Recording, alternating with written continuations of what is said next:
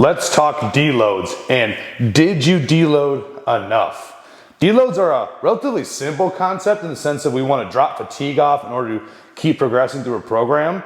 But there's a common mistake I see, which is people not deloading enough or appropriately enough. And what I mean by that is we have a graph here. Across the weeks, we see fatigue from training, life stress, low calories, etc.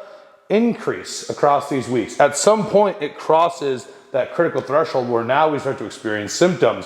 We're not sleeping properly, we have digestive issues, etc. So the deload's purpose is to drop you back into a productive range, usually below that symptom threshold, in order to keep progressing effectively. And what the problem is so we have this fatigue all the way up here.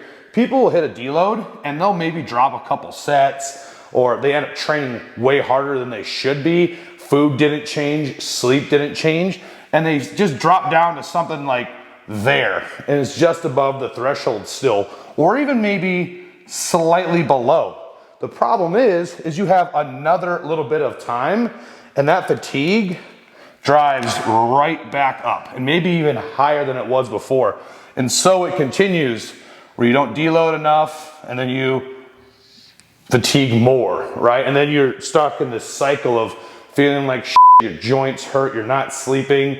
It's not even so much a stress or a cortisol thing anymore. It's an entire body inflammation, an entire body systemic fatigue. So in order to deload properly, what you need to do is you need to, when you're deloading, make sure you're taking enough time off, enough food in.